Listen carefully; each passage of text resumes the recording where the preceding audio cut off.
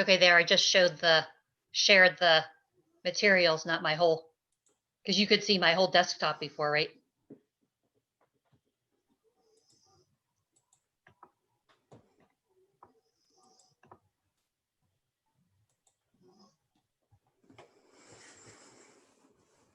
I can see your desktop still, but it's behind your documents. They're not full screened.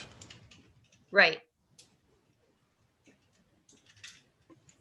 Yeah, I have my remote desktop shared with the Okay, good. Yeah. desktop, but I Yeah. think when I did it first, I had the whole desktop, like you could see the laptop Oh, also, probably. I just thought it would be distracting. Did you see that, Benny? Did you see how that just got really small? I see it small, but it just went into flash. I didn't really. What happened? That was the cursor. That's exactly what happens with the cursor. I went to make it bigger and it did its own thing and made it all smaller. That's exactly what I was talking about. Hmm. Do you see how it just like suddenly, Yeah. that was an example. That happens all the time where I'll be trying to make a Word document bigger and it makes it like an inch wide. You know, it makes it the full screen length and then like an inch wide. I think we might need to do some troubleshooting on that laptop that you have, like hardware. I don't know if that trackpad's acting the way it should. Okay. Well, I'm glad you saw it. But yeah. It actually acted up for you.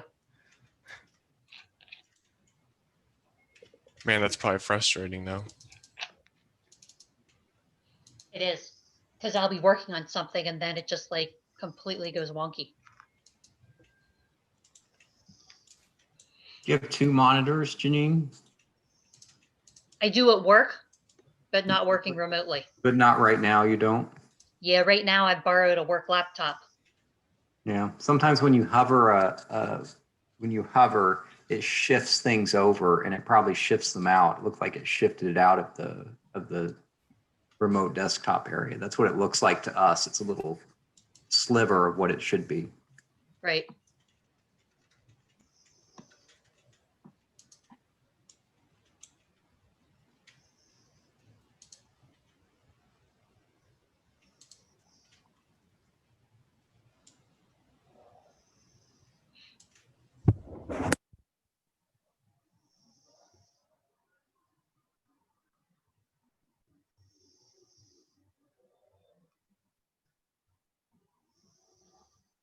Should we go ahead and get started or wait a few more minutes? I heard from Dave Hawking, he's not going to make it, and Mary was on, but I don't know where she went. Dave G is going to be late. Barry's here. Who else did I hear from? What about Kathy?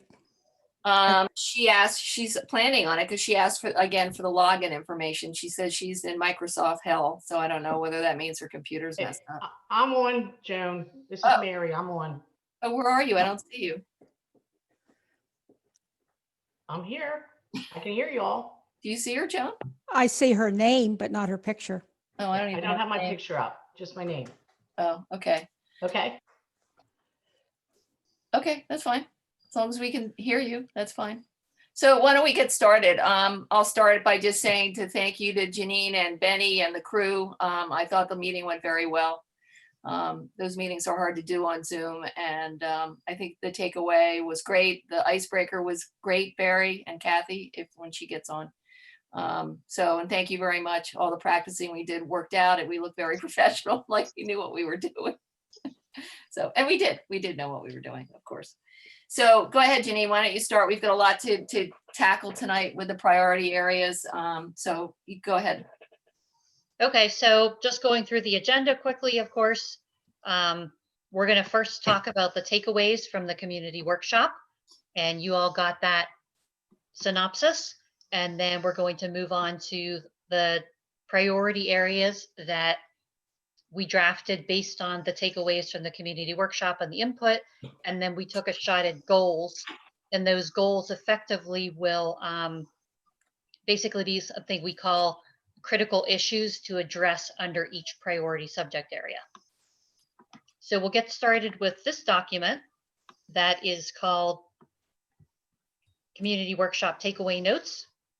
And again, we tried to consolidate what we heard without going on and on and on, but wanted to try to get everything in one document to make it a little bit easier and digestible. Any edits you give us, we'll incorporate into this document, and then we can also create more of a shorter synopsis for the township website, because we said we would put a synopsis on the website, or we can put this document on the website. We were just thinking, because it goes on for 4 pages, it might be a bit much, for the website for somebody to get through, but that's up to you all how you want to approach that. Just let us know at the end of the meeting. So you don't need to read this first section. This was more starting to be the synopsis for the township website. Starting halfway down the first page, the one major takeaway that we heard from everybody was maintaining rural character was an overarching theme from the workshop input. I think what I'll do is I'll talk about each category in our notes, and then you all can chime in after I finish the category, just so we can run this more effectively. So one of the things we talked about was roadways, and we heard a lot about 896 in particular, as well as other roads. We heard good points and bad points about those roads. There's some stop sign issues. There's some sight distance issues. One thing that I think was a theme throughout some of the breakout sessions was that winding roads, while they do have their annoyances, are definitely an important point of rural character, and there needs to be a way to maintain those roads while still taking into account the uses that those roads serve. And some of the things that were discussed is the next point, which is future road work, as well as vegetation pruning, should consider how to accommodate the farm equipment to keep farming viable. One breakout group went so far as to talk about the actual maintenance of the roads. Overall, everybody thought the township and state roads were in good condition, which was a positive. Somebody was thinking, one of the breakaway groups, a couple of them were thinking that preserving the rural quality of life could actually help reduce or at least maintain traffic volumes, with the thought being that if you don't have a lot of different uses and you also keep the narrow rural winding roads, that certainly is not conducive to as many people speeding as a straight throughway that's wider would be. Then people talked about the traffic, and on 896 in particular, but not just 896. And the takeaway seemed to be that in off-peak hours, traffic isn't really that bad. In on-peak hours, there's speeding issues and just the sheer amount of traffic are issues. There's a lot of cyclists who come to Franklin to enjoy your natural resources and your preserves, including the Strawbridge property and then the connection down to Fairhill. And they also like your winding rural roads and, relatively speaking, less traffic than other places. But considerations should be made for how to maybe make it a little bit safer for the cyclists and some of the, the vehicles trying to pass the cyclists. Tractors, meaning farm tractors, not tractor trailers, and buggies on the road is part of the rural character, but the buggies also have a difficult time with traffic and high speeds. And one takeaway group actually suggested that Sundays were the primary time that you see buggies because there was less traffic and also less speeding on Sundays. Roundabouts didn't seem to be overly popular, particularly for the 841, 896 intersection, and stop signs. If traffic control is needed at all, stop signs were definitely most preferred as you are in a rural community. And people said that the four-way stop at the intersection of 896 and 841 is pretty effective. And traffic lights may be possible only if they're really needed, but they weren't high on the priority list. So a couple of positive points, as I said, the roads are in good condition. Emergency response is good, even though the roads can make it difficult for emergency response. Snow removal is good. People seem to like both of the major roads as they are now, don't want them widened, etc., to accommodate new development. And this was an interesting point. Traffic calming is good, but we need to consider how it could restrict farm equipment. And maybe it needs to be considered in select locations like Kimblesville, where there might be some people who want to walk and then also in other locations like Appleton Road. There was definitely a couple groups talked about the curve on 896 in Kimblesville. And of course, the plan is to realign the intersection to form a T. And a couple of the groups talked about the funding specs required to do that. So does anybody have any corrections or any additions you want to make to this first category before we move on?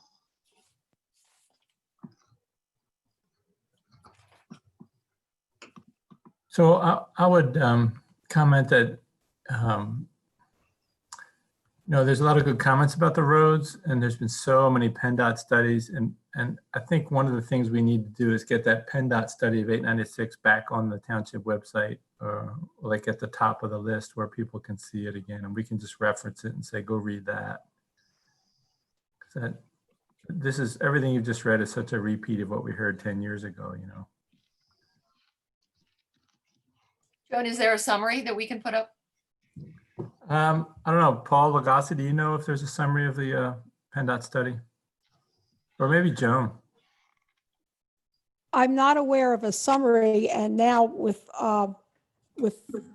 them moving ahead with the realignment and the improvements,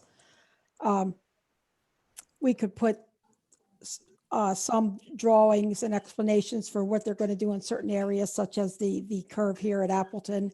Yeah, that's an excellent point. So yeah, just anything that, just, hey, PennDOT, what are you doing in the next 2 years? Could we have some drawings to show people so they can get an idea what it is?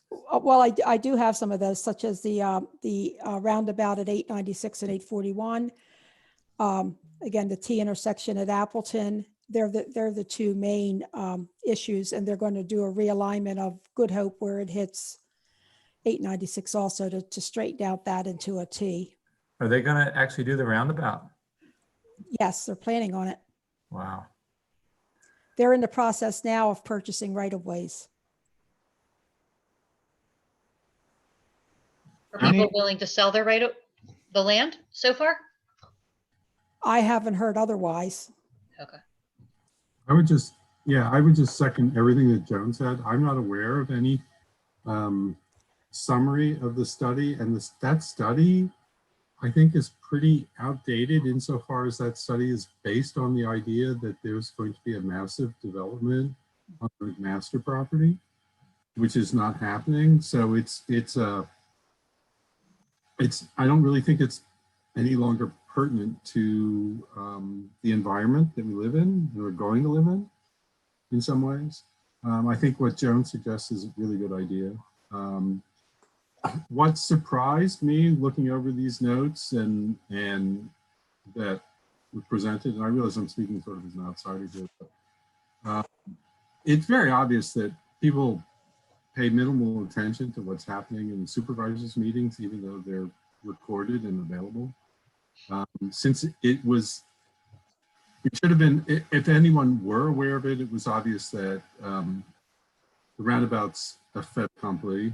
There's no undoing it right now without some sort of major drastic effort. And the other thing is, like the remark about Good Hope, very little of Good Hope is in Franklin Township. Some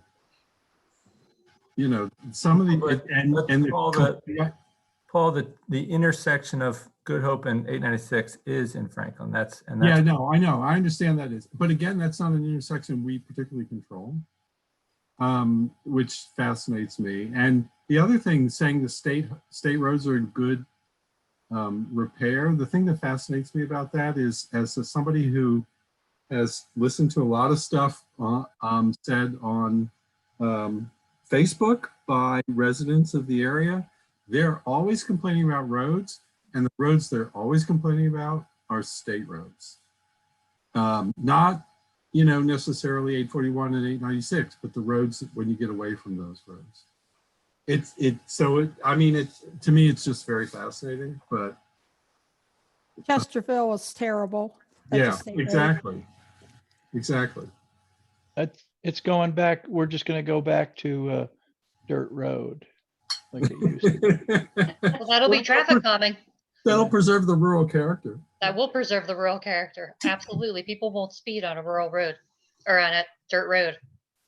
Janine, your question about additions, you're asking if people spoke about things in addition to what I see in front of me, or are you looking for additions that we may want to add personally? Right now, I'm looking for, we can add additions you might want to add personally, but right now I'm looking for any corrections to these notes, Okay, to make sure that what we captured is, accurate. And then we can add a section at the bottom, saying task force comments on notes, okay. which would be another document. Is there anything here that you heard differently, I guess, than what we've captured, is the question.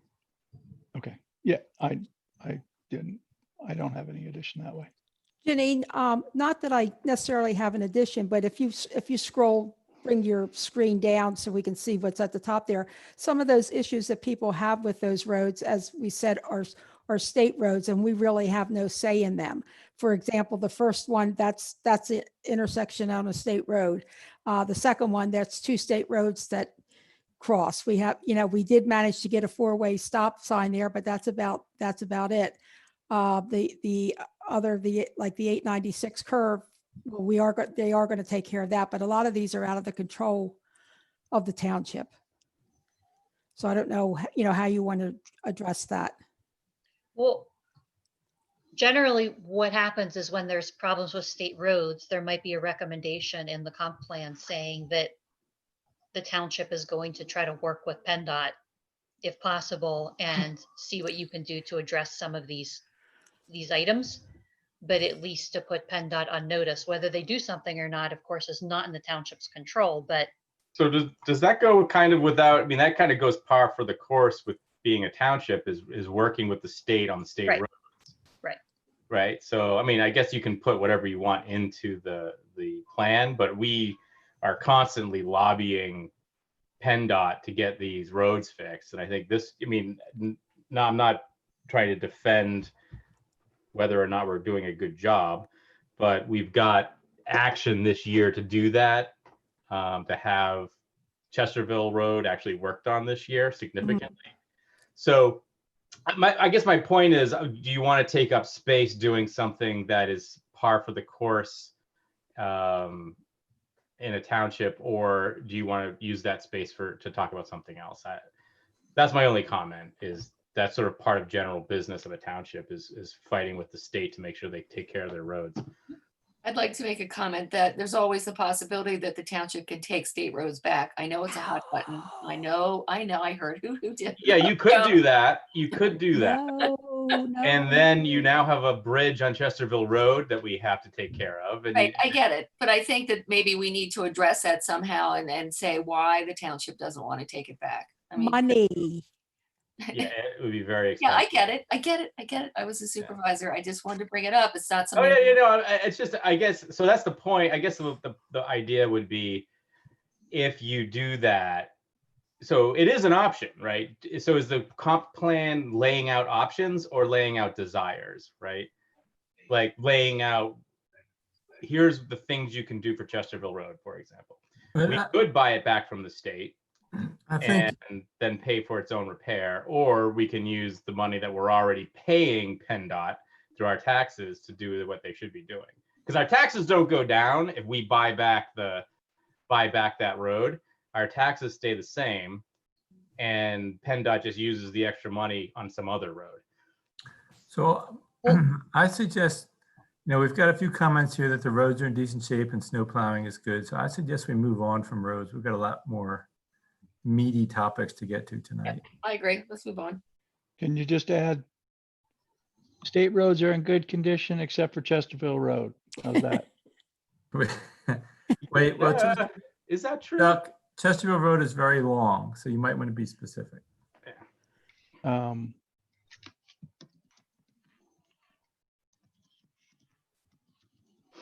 I think it's pretty decent down at the south end. Say the non 841 portion of Chesterville. Yeah, I mean, there are parts that are really bad, and then there are parts that aren't so bad. None of it's Yeah. great. It's as soon as you leave 841. Yeah. Yep, I agree. Yep. Okay, so now we have your note in there.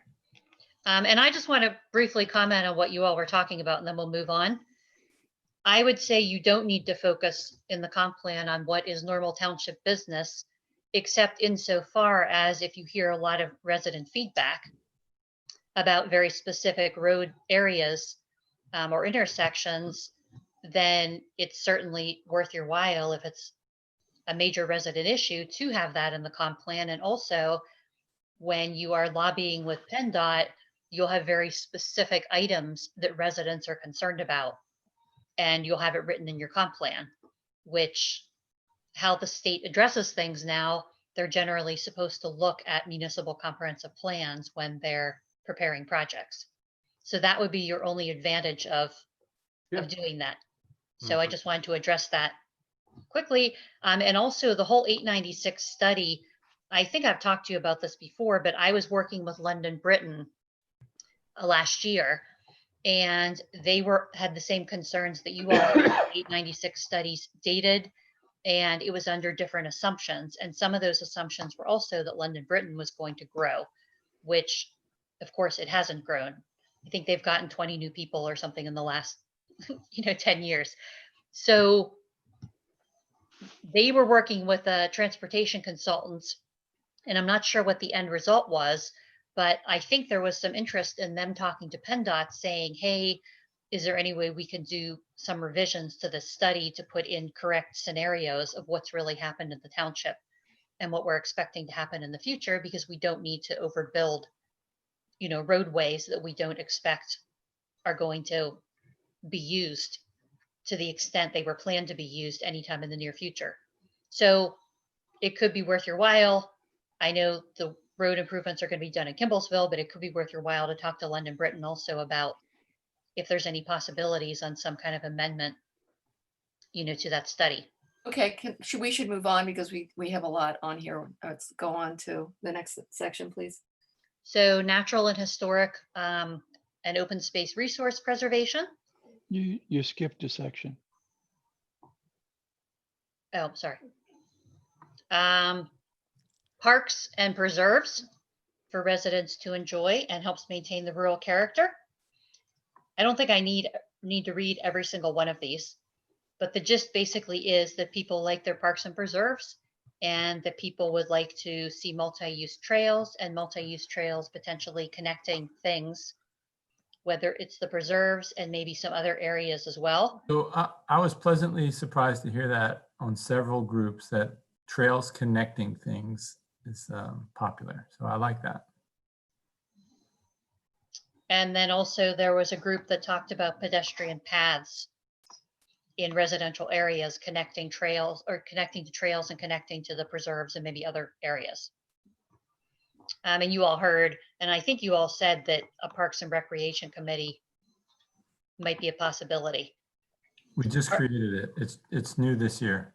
Oh, okay. Yeah, this was another comment that Paul, I think, mentioned about people not paying attention to what's happening. Right. That was one of the first things we did this year, was create a pro group. Yeah, whoever made the comment just wasn't aware of it yet. Yeah. Well, it happened from different groups mentioned that we need a park and rec organization. It wasn't just the one that we were in. Yeah. Okay. Are there any other comments or any other changes that you want to make? So one thing that I would put in there, and I don't know, and I know I made kind of a joke about people not paying attention, but one of the things that would be important if you rephrase the need for a park and rec committee to be created is to say the park and rec committee to be maintained, because parks and rec committees come and go with boards of supervisors. So depending on we used to have one, and then the board flipped, and the parks and recs parks got neglected, and then a new board came in and reinstituted it. So it's something that people are interested in. So maybe that's how you rephrase it. Okay, I'll add that as an addition. Yeah. As a task force comment. It's good. So if there's no other comments, we will move on to resource preservation. And this is grouped into natural, historic, and open space, and of course, important for maintaining rural character. There was a big push to preserve additional open space. And there was also a lot of commentaries about the township and residents being aware and on the lookout of open space opportunities. And there was also discussion that the golf course could have been preserved had there been a more aggressive open space program. The family is considering preserving it on their own with an agricultural easement. They just purchased it about 2 months ago. They've had conversations with the folks. So again, I mean, that's a personal thing. They're gonna, I've been working with them, so. Okay, well, that's good to know. So the other themes, hold on, let me highlight this before I lose it. So the other themes were open space fosters rural character. Well, wait. Instead of saying note family may preserve, you should take credit for that and say volunteers working with family to preserve, right? We like say that the township is trying to do something even though we didn't have an official open space committee in place. Yeah, Paul's right. I mean, it is all volunteers. Me and other people are volunteering in different aspects in the township, trying to preserve the open space or help people preserve their Just open an space. Okay, moving on then. There was concern there's preserved open space, but has restrictions on the type of ag that can be done on it. Wait, I didn't get that. I remember that being read in the summary, and I was really curious what they're talking about. Mason, when you listen to the tapes, So it might be have something to do with the if you have a ag easement, people are concerned that you can't do some other type of environmental.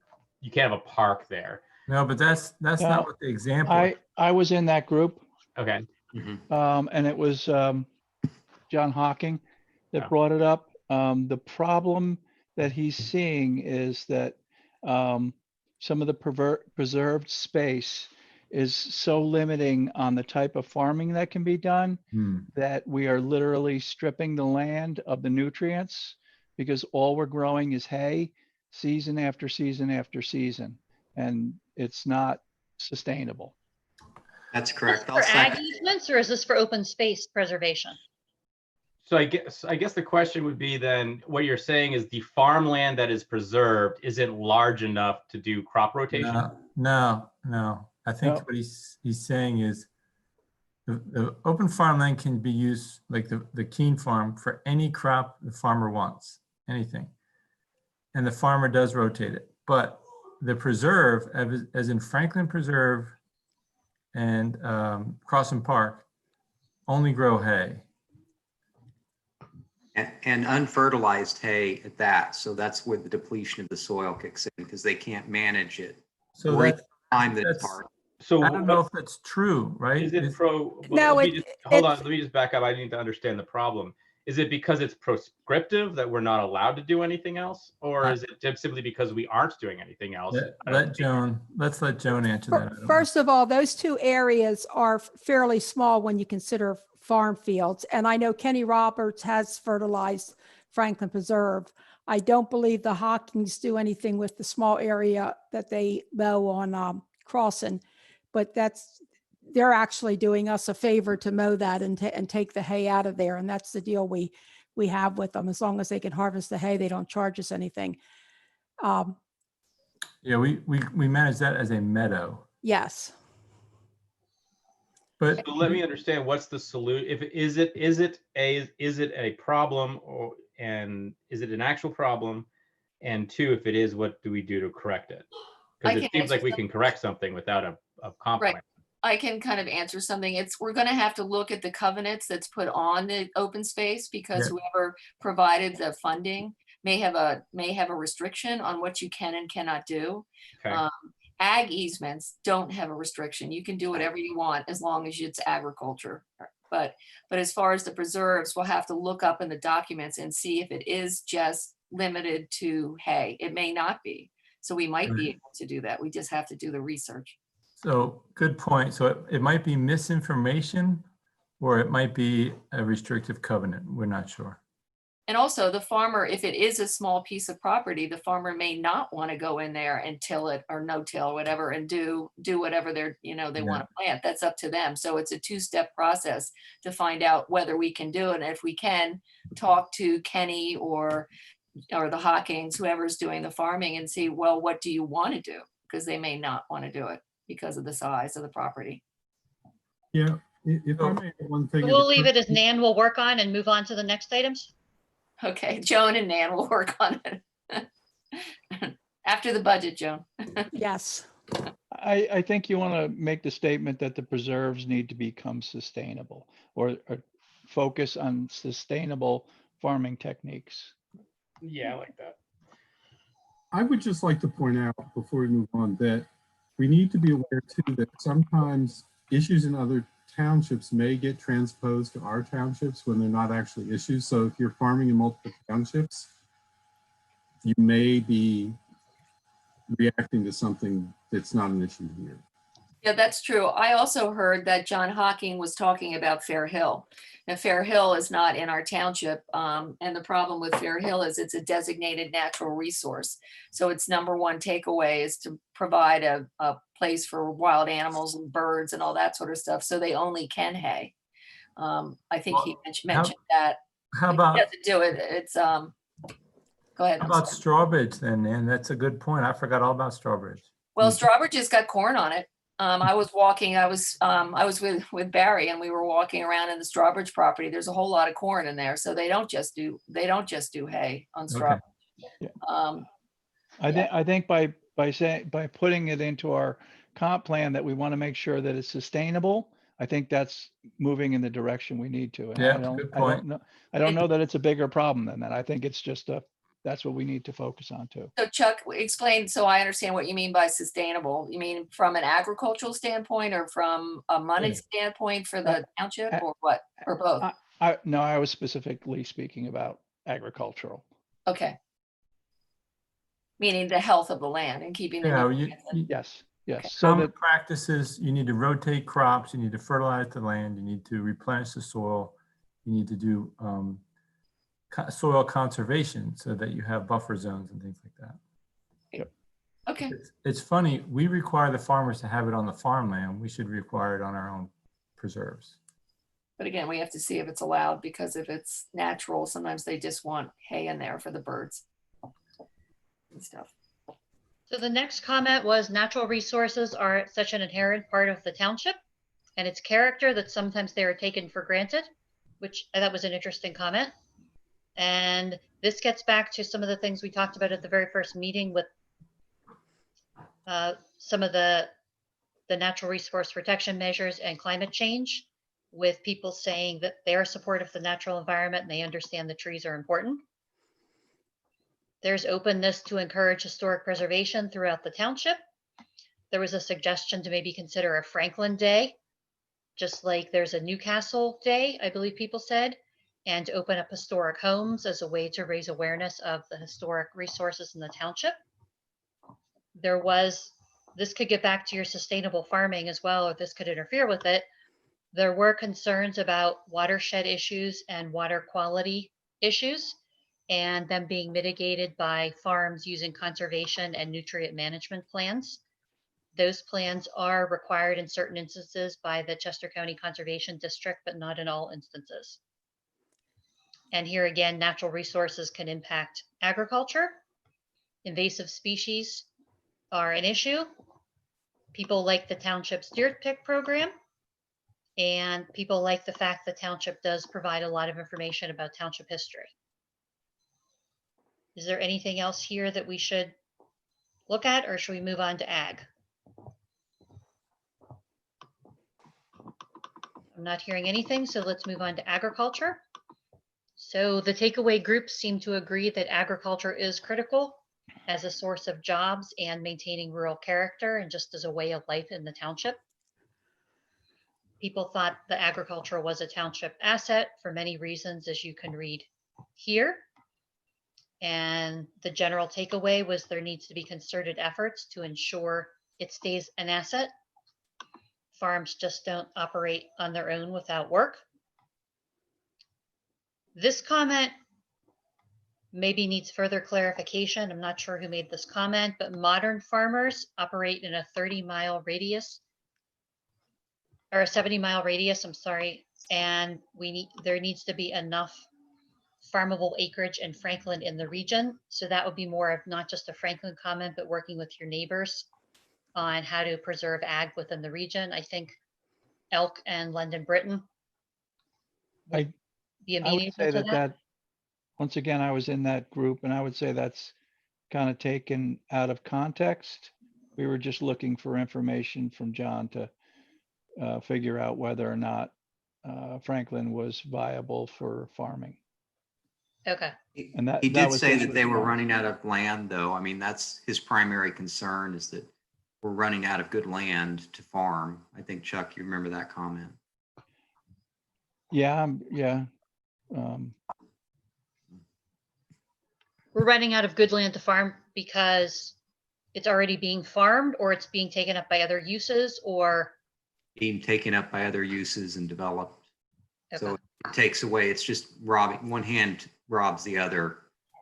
So he said, his specific quote, I think I'm pretty good at that. It says, you're just running out of good land to farm, and paraphrased, it's from development. It's being taken out. Some of it with preservation that we already mentioned, but mainly I think he was just talking about development. But preservation promotes farming, not stopping it. No, not if it's not an ag preservation. It's an open space nature preservation. It's taken out of, his words were row crops. He couldn't sometimes grow row crops in areas. I don't Yeah, think for we have example, Franklin Preserve, if it didn't have just a conservation easement on it, if it had an ag easement, that's 100 acres that could have been farmed. So that's one example of what he was talking about, I'm sure. it. Let's see if you can grow row crops there. That's for passive recreation. I doubt that you can cover the whole thing with crops, but we can check on it. So people found that since there's certain types of farms in the township, they support farm industries like the feed suppliers. And the township is still a good place for hobby farmers. There's a good relationship with the tech high school, which is important for farming practices. People were interested in investigating the idea of an ag trail and focusing on agritourism in the township. And people talked about Tiffany's at the corner in Kimblesville could be a place for a farmer's market. Wait, what is Tiffany's? I was told it was a consignment Okay, shop. so I can clarify this. So it's actually the McMaster House for reference. It's Tiffany St. John. I think that it might be better just to convert this to a fact that there was interest in the local farmers market in Campbellsville. I think that's getting, that was the specific reference. I think I was in that group. And I knew what was meant, but it will mean nothing to anybody or to most people. No, and I don't think that would be a good place for a farmer's market. It's right on the curve on 896. I love the idea of a farmer's market, but it needs to be maybe in our park or somewhere a little parking. safer. That would be a really bad place, but yeah, I love her thoughts. We'll just generalize it and say local farmers market in the village could be useful with the walkability, et cetera, that's people are interested. People are interested in preserving, just like open space, people are interested in preserving additional agricultural lands. And this was a good point. Agriculture right now in the township is largely bucolic, but it doesn't necessarily mean it's going to stay that way. If there's more ag, you could have other types of agriculture that is less bucolic, but nonetheless it's agriculture. People thought of wineries as amenities, and there is concern about preserving farms through zoning. due to impacts on property values. Is there any other comments or any other adjustments that we should make to these notes? And if That was the Bennett's, that last comment about they don't want to zone.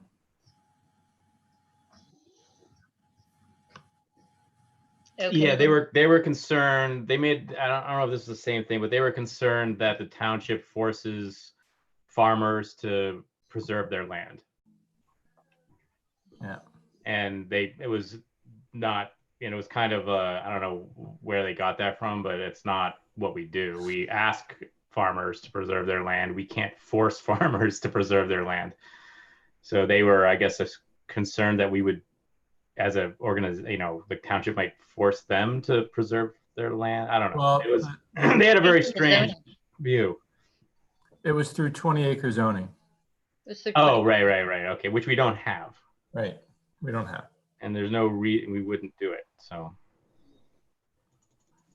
Okay, so then we move on to the village. There was a consensus that Kimballsville is a small gem and well-loved, the township. People seemed interested to use the village as an agricultural destination with branding, and as well as trail destination with branding. Destination with a small d was noted to allow for some commercial and other niche uses and not to turn it into a major thing, just to enhance what's already there. Walkability was something that was talked about. People gave a couple examples of appropriate uses. One group suggested maybe starting with a food cart night to just see how it goes before people invest in reusing the buildings in the village, to just see if they can attract people to the village. The winery is a big enhancement for the village. So the village in general enhances the overall character. People like to talk about the winery a lot, which was nice. And the township is fortunate to have a village because a lot of municipalities don't have the villages intact still. They've been built over, destroyed. But the speed of traffic, etc., which we've already talked about a little bit, is an issue in a village. There was also concern about if there's going to be new uses and new businesses, then you'll have to consider sewer, water, and other infrastructure in the village to accommodate those new uses. Charter school was considered as a possible draw for enhancing the village because you have a built-in population right there that would be interested in coming to the village and not far away. There was concern that the village would succumb to a gradual decay, as other places have done, and that there needed to be some active steps to keep the village viable economically, residentially, etc. There was the comment that people had made that one of the issues with commercial and retail in Franklin is Delaware is so close, and there's so many shopping options and tax-free shopping. And then a theme definitely was to preserve the historic character of the village and the historic character of the buildings in the village. The village is a character-defining feature for the entire township, and the buildings are a character-defining feature in the village. So it all comes back full circle for preserving historic resources and historic character. Maybe one missing comment, and maybe I'm not, maybe Chuck, you can remind me, but I think that I mentioned that there are commercial areas that are nice commercial areas just outside of Franklin on 896. And that's hard to compete with because they have nice parking lots already.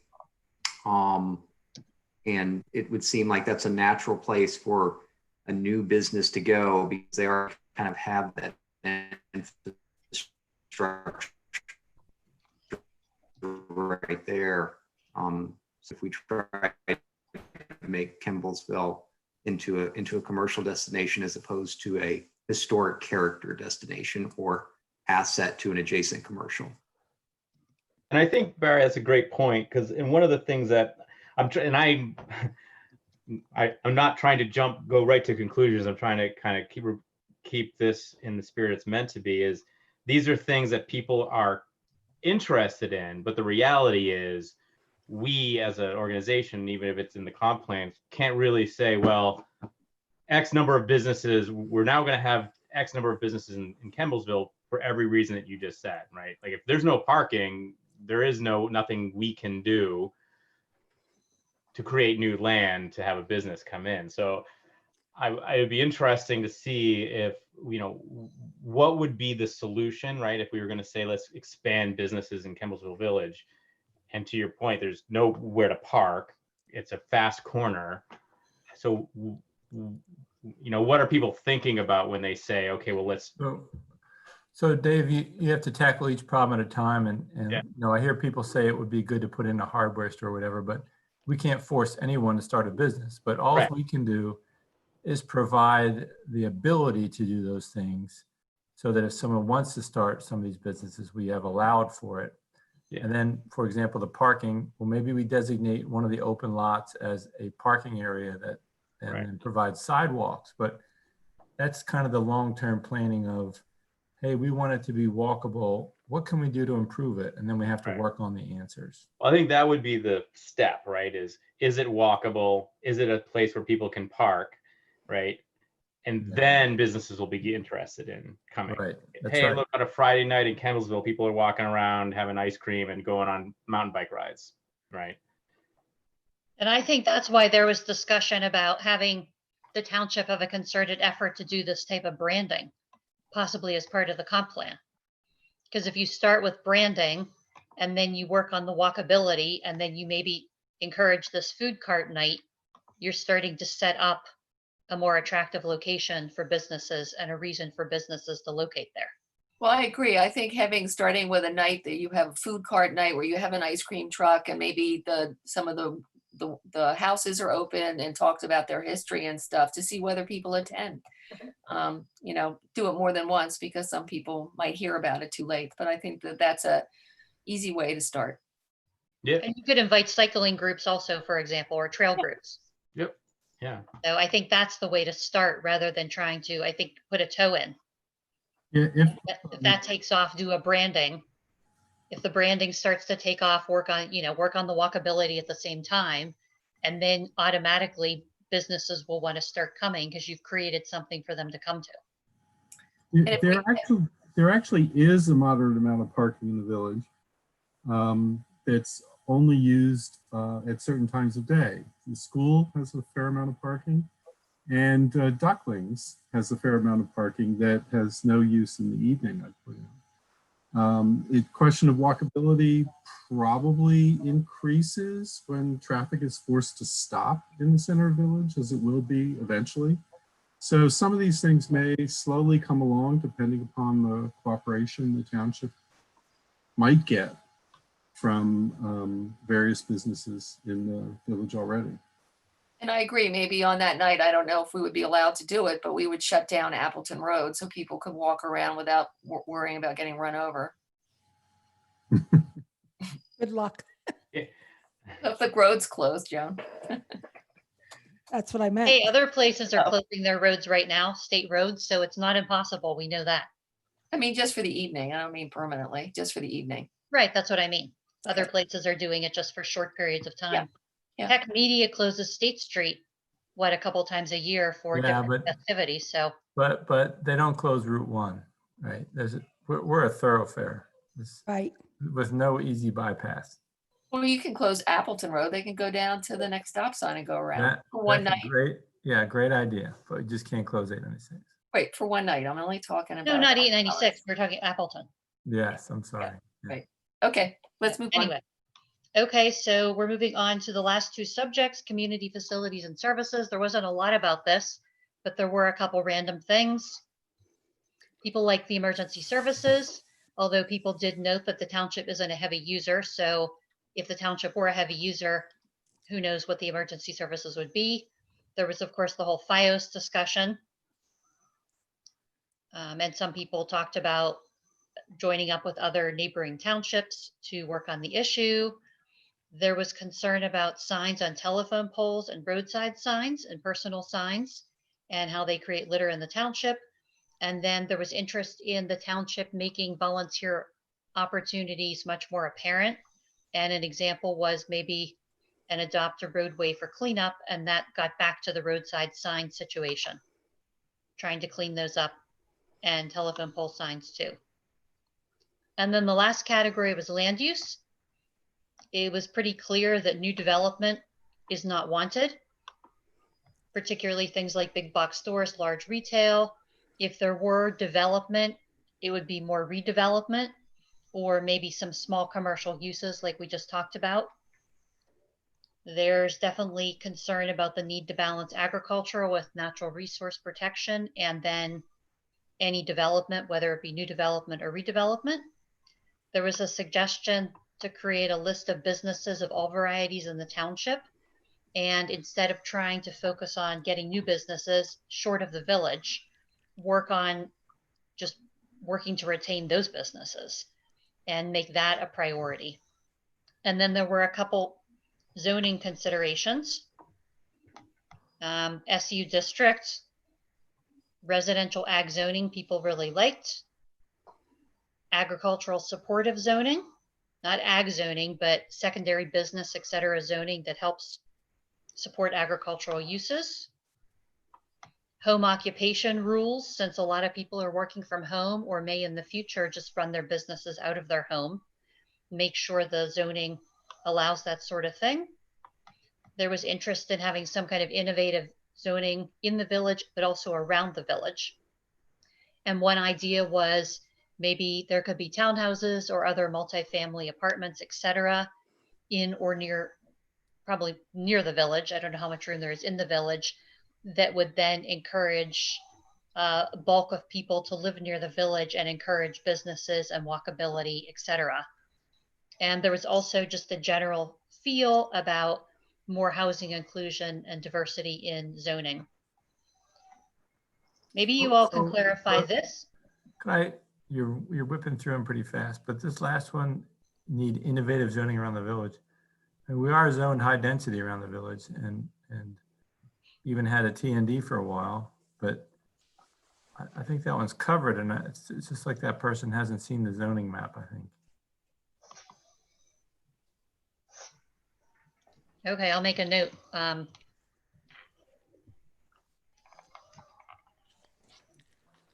Maybe they didn't mean as much high density as innovative types of uses.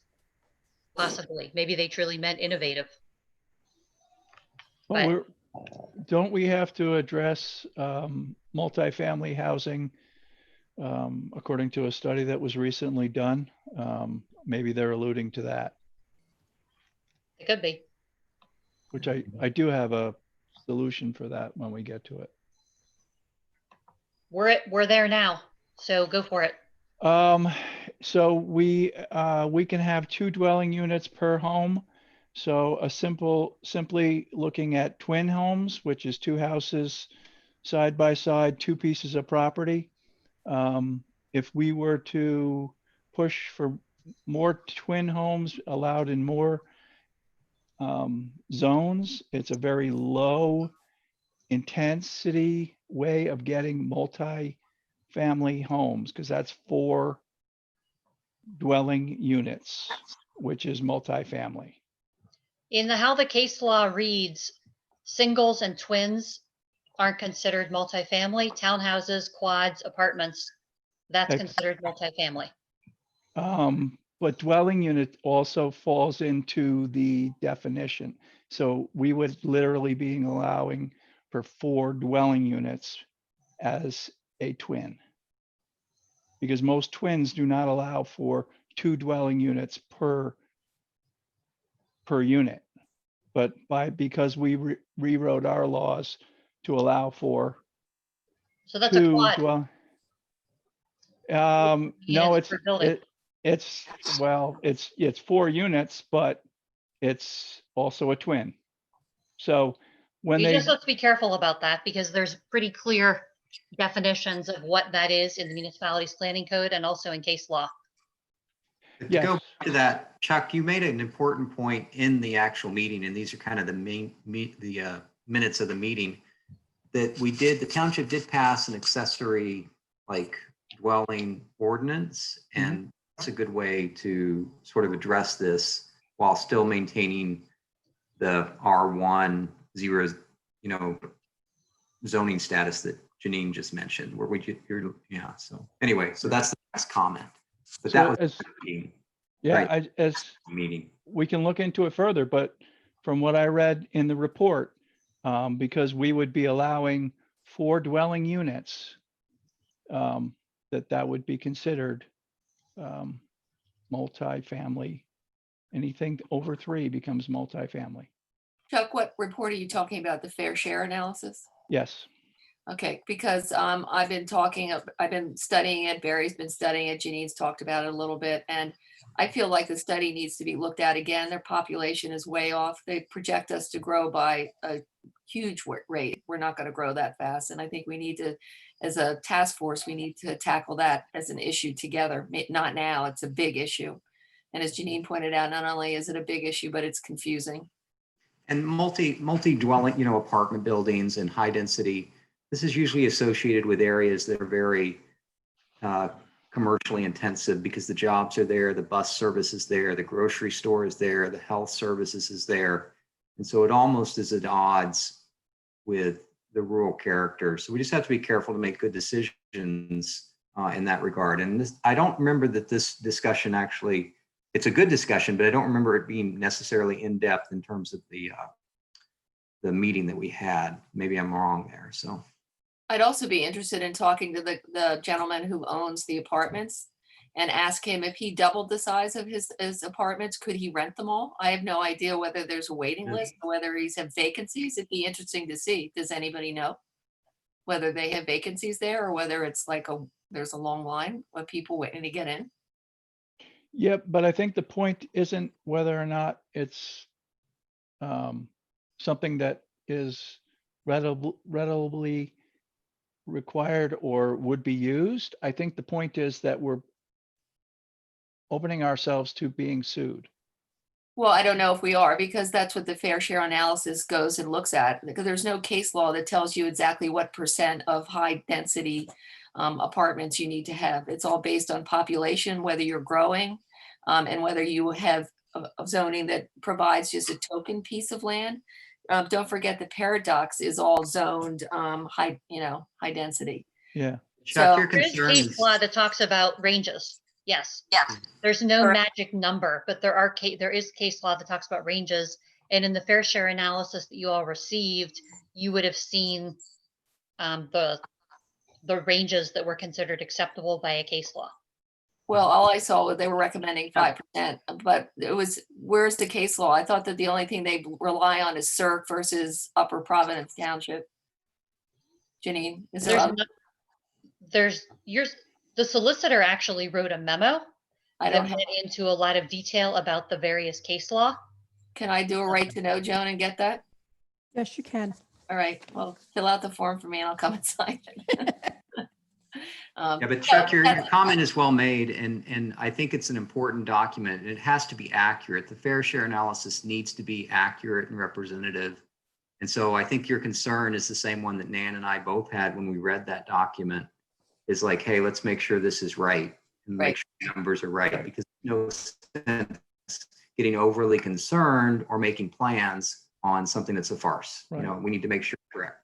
Right. And I think another idea would Get be it. also, I think it would be beneficial, since you are a rural area, to ask the solicitor if accessory dwelling units could be counted in the fair share analysis. Exactly. As you were But what saying, you wouldn't consider counting them in an urban area, but this is not an urban area. So that, I will tell you, that particular question is way outside like general case law. So that's going to have to be an interpretation for your solicitor. So that might be something, I think that would be a good option. Joan, can we provide the Mark's email to the whole task force? Can we- Yes, I can. All right, well, I'll make sure that everybody gets it, so we have it. Does that sound good for everybody? Yep. Okay. All right. I'm just going to make a note, ask solicitor if this can be counted. So it seems like we should have a whole discussion around that that I agree. document. Yeah, absolutely. We should probably have almost a whole meeting because it's Yeah. a big, huge, I mean, that's forcing the direction possibly. right. First is to get the data. We need to make sure we get the accurate data before we start talking about it necessarily. Yeah. Agreed. Okay, all right, then we agree. Then we'll have a whole meeting on it and we can get all the material and jump in. So another associated comment sort of about this is there was a group that was interested in considering affordable housing options in the township. To be clear, just because you meet your fair share has nothing to do with affordability. It only has to do with housing types. And there's the assumption where if you have multifamily housing that they will be more affordable. But as we know in Chester County, that's not necessarily the case at all with how expensive townhomes are. And even in some case, condos. So I consider at this point an affordable housing discussion associated with, but not covered by the fair share analysis in Chester County, at least. So Janine, I have a question. How do we provide, affordable housing options? Isn't that up to the developers what they want to build? Well, some municipalities are starting to figure out ways to do it through zoning, saying a percentage of a development should be considered affordable and then giving a calculation based on 80% of the median income for the township. Well, you just make it high density, right? Because then it forces it to be smaller. No, high density in Chester County is not necessarily proven to be more affordable by any stretch. Yeah. Well, And we do have a lot of affordable housing. You can just go to realtor.com and look what's available, and you can get some incredibly good homes in this township for 200,000 or even less. but I don't think that's affordable. I don't think a single family home would ever qualify as affordable. No, it So- can. Qualify as affordable. The Yeah. other option too that everybody's talking about now is instead of having mobile home communities, people are talking about having tiny home communities. So basically, tiny homes are a fancier version of mobile homes, as we all know. That's But they're more palatable to people, and they're certainly, you can buy a tiny home off of Amazon at this point. So that is an option the township could consider if you're interested in doing that. It's also an option for, agricultural worker housing as well to consider. The problem with that is we do not have a sewer facility. Yeah. Yeah, So- you would have to figure out, The trailer park would have to provide their own community sewer. Right. They would have to provide their own community system. And we just passed the ruling that we're allowing 2 dwelling units per residence. That goes a huge way to affordable housing. That's the way a lot of places have already done it. We've already done it. I think that's our response. That's right. That's Affordable Chuck. housing. Very good point. Well, 2 dwelling units per housing is not affordable in Chester County, I assure you. No. Yes, it is, because if I own a home and I rent out an apartment to someone, Oh yeah, accessory dwelling, that's different. That's not 2 units. That's a whole different ball of wax. I thought you meant going back to just no, that's 2 what, twin zoning. no, that's what we just passed that. So we allow Right. people. Remember, we're gonna talk to the solicitor about that. Well, no, but for affordable housing, it certainly, we've already done it for affordable housing. Correct? Correct me if I'm wrong there. We can also, that also means like if you, like in my situation, if my son moved into the farmhouse and then I built a small house, a granny flat Yeah. behind, it could Yes. help with senior housing when people need to move on but don't want to move out. Yes. so to speak. And So- one option you could do as well there, I haven't looked at your accessory dwelling unit ordinance, but sometimes municipalities, Kennet Township does this, allow 2 primary uses on a lot. So you could have your house and then you could have, the second house on the lot that's not just a granny flat. I would have to look at your accessory dwelling unit, ordinance to see if it allows that exact same situation you're talking about, because they don't all allow that. Chuck, I have a question. If you built another house on your lot, could you rent it out? Or, because Yes. years ago you couldn't do that. They considered it a rooming house or something. But No, you we can do took, it now? as, the only limitation we put on it was that, somebody that owned the land need to live there. Correct, Joan? That was our limitation. That's my the But- way I remember it also. Yeah. But Chuck, when you said accessory, does that mean it have to be subservient or smaller than the main house, or they can be equal? No, we talked about that back and forth and upside down, and yeah, that ends up being a conversation with zoning officer, how he interprets it, but there was not larger and smaller. One has to be considered the primary. Right. And then the other building would be secondary. Well, geez, I hate to say it, Chuck, but that sounds not like a good idea because we can have two huge McMansions in the same lot now. That just sounds like you doubled our coverage. But I think they won't fit on the lot. Yeah, the lot size has to be, I believe, Chuck, isn't it over 10 acres if you want to have two separate buildings? I don't recall. I'd have to go. I'll have to I look. don't want to quote the Let's code. move on. Okay. So the question for you all is, a comment was made, the township passed an ordinance that allows people to age in place. Is that this accessory dwelling unit ordinance? Yes. Yes.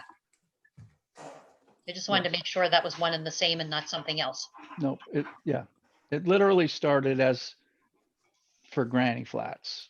And then from there it moved to, well, there's a lot of people that may need to live, in those situations. And so we broadened it a little bit. So Chuck, I have one other question. So if I buy a lot here, I can't put a mobile home on it? If I bought an empty piece of ground, could I put a mobile home on it? Yeah, I Put a don't know. manufactured house on it, yes. sure, absolutely. Which is the same, I mean, yeah, okay, all right. Yeah, you can buy Excuse 50 me, acres. doesn't it all hinge on septic? Yes. That was Yeah. when I went to the meetings, that's what, it all depends on septic. If two houses don't work on the septic, you can't have it. It's all about the septic, I thought, is it? And water, Well, water and sewer, yeah. Water, of course, and water, but septic is huge. septic is, yes, and septic is about bedrooms, not about kitchens. Right. Okay, So the big hurdle for having two dwelling units in the same structure were having two kitchens, which actually doesn't affect septic.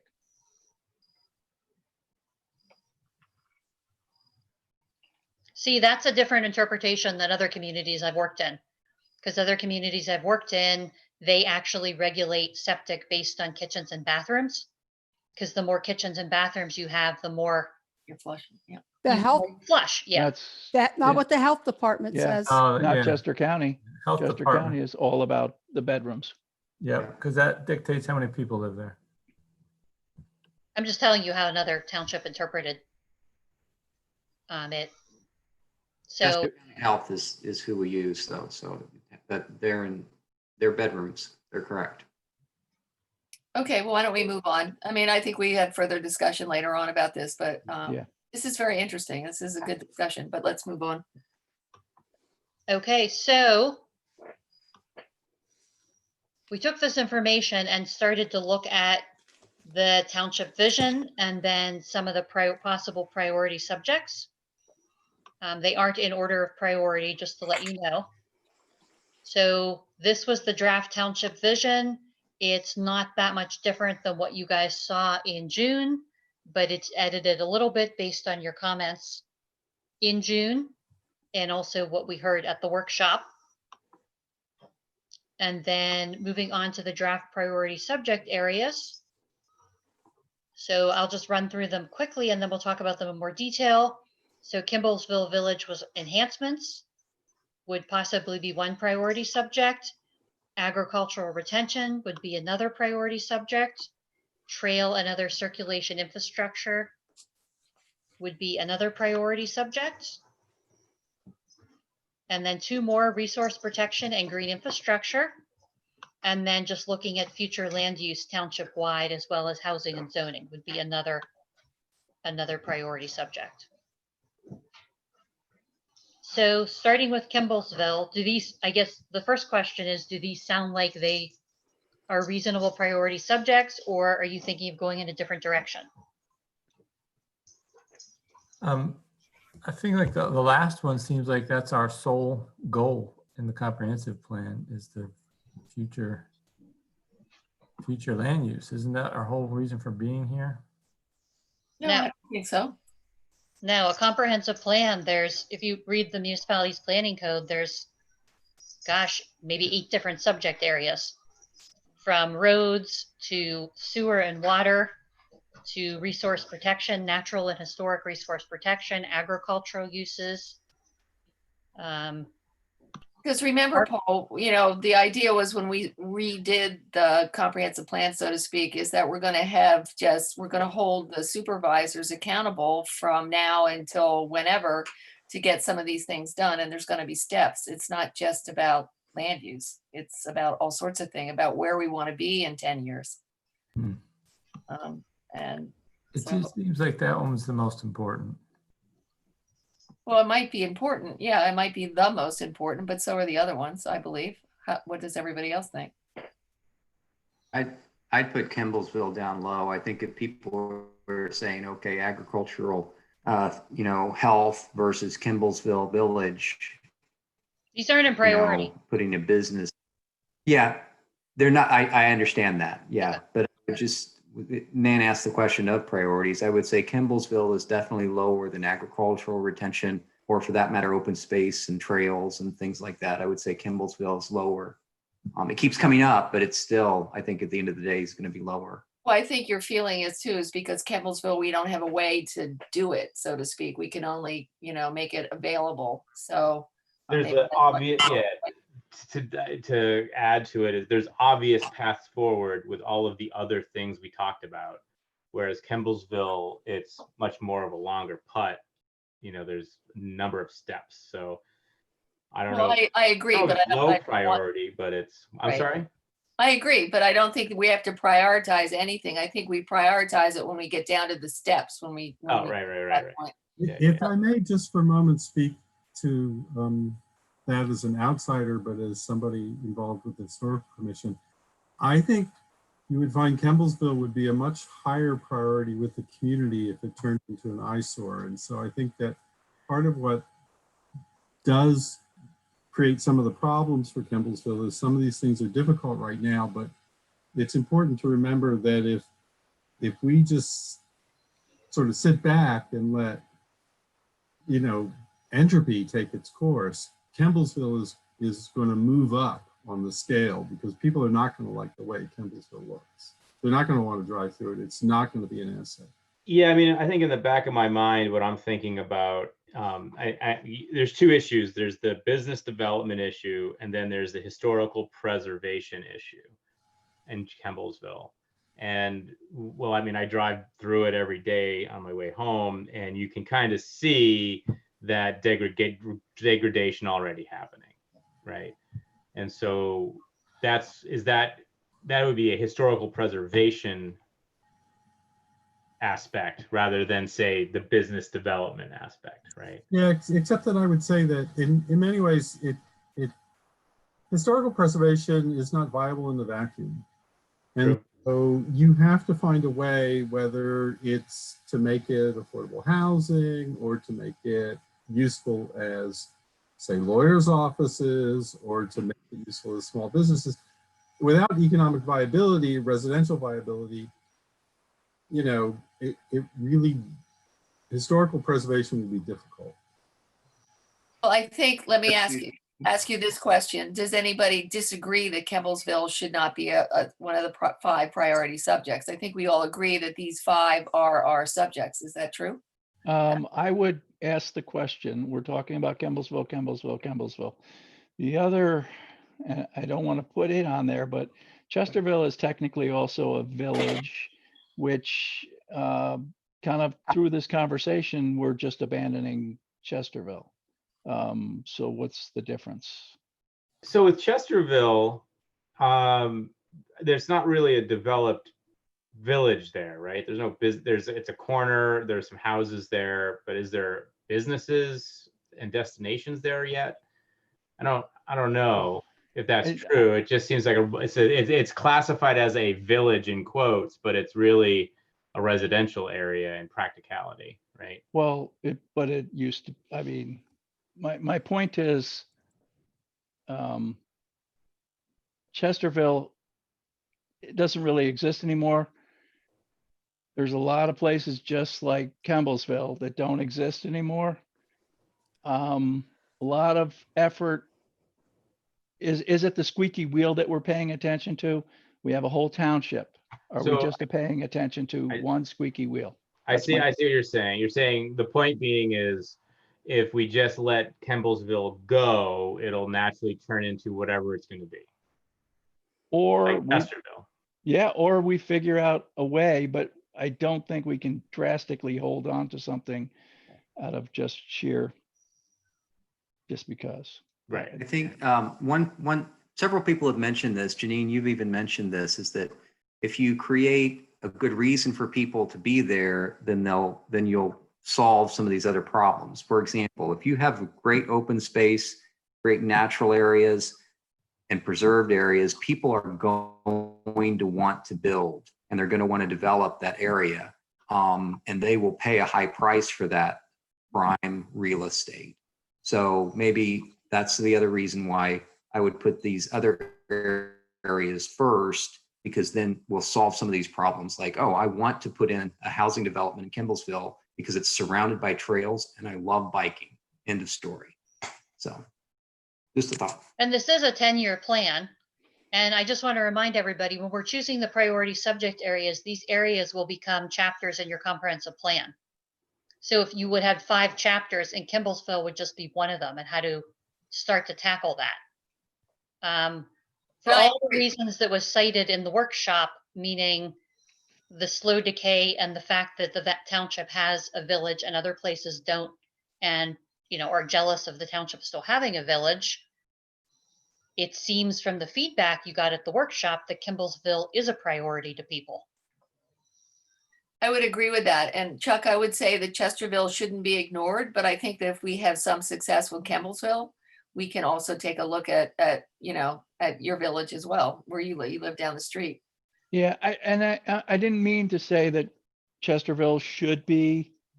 My point is that we have a whole township, and the vast majority of people in our township do not live in Kemblesville. So I just don't want to see a disproportionate amount of effort go to a very small portion of the township. That's But what if I said this is we're trying to make it as a destination, not only for people that live in Franklin Township, but outside of Franklin Township. And just to say, if it's successful and we don't know what's going to happen with the Hocking farm and that sort of thing, and you have the Great Preserve across the street, that if we have successes in Kemblesville, we could also, extend it to Chesterville as well. And that's a whole other conversation. But I mean, my concern also is that at the same time as what we're talking with Kemblesville, we have a lot of different conflicting conversation. We want to make it a destination and reduce the amount of traffic. That is directly opposing Not each reduce other. traffic, calm traffic. Nobody said reduce Well, traffic. if you calm traffic, you're going to reduce traffic because you're either going to create traffic jams or you're going to have people go around it. And going around it probably means they're going to go onto the roads that we don't want them on in the first place. So if we're going to become a destination, that's going to fight. There's going to be more traffic, not less traffic. There's things that we have to seriously look at and discuss seriously what happens when we do these things. There's cause and effect, and simply, and how do we convince somebody to pour their life savings into a small business in Campbellsville if there's no traffic there? I mean, we've seen so many businesses go out of business there. Like I said, I just don't want to see a lot of effort spent by the entire township trying to appease a small portion of the township. And that's just my opinion. Okay, that's fine. I mean, we're just trying to set but you do agree that it could be a priority subject, Chuck? Yes. Okay, Yes. let's move on then. Okay, how does everybody feel about all the priority subjects? Let's just start on a macro level. Are there any priority subjects here that are inappropriate? Or are there any other priority subjects? Should these be changed around a bit? Or are there priority subjects that should be added? Could you tell me what the priority subjects are for? Is it for those interviews with the priority people? No, how this comp plan, if you remember back to our very first meeting, how this comp plan is being developed, it's called an implementable comp plan. And what that means is rather than have a chapter for each municipality's planning code subject, like your current plan has, you have a chapter for priority subjects that your residents and businesses have chosen as Okay, priorities. So that's why we have such, this incredible outreach, because we're trying to get residents to tell you all what's important to them, and then you write the plan around those subjects. Okay. So each of these priority areas will be the focus of your comprehensive plan, and they will turn into chapters. So as of now, what we have listed, there will be 5 chapters with these will be the chapter headings. Would housing and zoning and fair share, is that down at the end? That's all grouped with land use, yeah. Yeah, so maybe we're allowed to relabel these a little bit. Is that true? Yeah, I mean, you can label them whatever you want. Okay. We just have to make sure we cover these topics. Yeah. and Future the land thing use that- would be township wide, just to clarify, Barry. That would be all your land uses in the township, whether it's commercial or housing or agricultural. And then this would also be where you would talk about housing and zoning recommendations. It's a pretty normal way to group things. Yeah, so the only thing that I see missing is besides agriculture, which gets its attention, is the businesses. And in Franklin Township right now, the existing businesses, how you connect those, that sort of thing. So Both of them. That was a joke, Barry. I couldn't hear you, Paul, because I was talking over you. I said both businesses, you mean? All 2 of them. I'm I'm just, No, that's not true. It's just there's very few of them. appreciate it. And there's a lot of businesses that are home-based or web-based. And we need to be aware of those, because I think that is the perception. We don't have businesses here. And that's not true from when I go through and I start looking at things. So when I think of a business, I guess I'm thinking of a retail operation where customers come visit. But retail that's- is not the limit of business. The that's, core businesses, like maybe you're talking about Tri-State Tactical. That's a retail business. It's run out of a home. It's an internet business. That's in Franklin. Good Hope Hardwood. That's in Franklin. So I think we have the businesses. We just need to look carefully at them. And I'm a little worried that we're not paying attention to them, or even letting them have a sign to say, hey, I'm here. I totally agree. Barry sent me a list. He did some research, I guess, online. Could you share that? Not now, but send it to the task force. It's amazing what you found out. There's somebody who makes cakes. I mean, there's a lot of people. Yeah, we need to actually use the strength of the committee to say, oh, I know these businesses, and Joan and the township know these businesses as well, and just put together a list so that we can say, oh, this is my township commercially, economically. And like Chuck, I tried to look you up, man. I tried to find you online. You're invisible online, man. That's not right. are you right? Really? Yeah. Go Google yourself. All right. Like architectural firms and things like that. So there's a lot of businesses that are invisible, and maybe we should help them be searchable or tagged in Franklin with Google searches and things like that. Hey, Well- Barry, I think you're walking yourself into a project. Can you make a list of these businesses? This would be great. You've already started on it. I think you're walking into this, Barry. I hope you are, because I think this is really good information our township needs.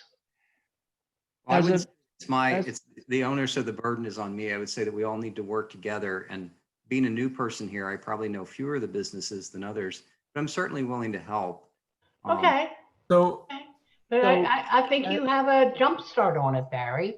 And I mean, all of us, I'm sure would be happy to help you, but my goodness, you got a jump start on this. Hopefully you can go forward with it. I think it'd be So great. Janine, for I us. was just going to mention, if we have, I don't know if maybe one of the goals is to put businesses into that agricultural context, like agricultural industry and other businesses, maybe.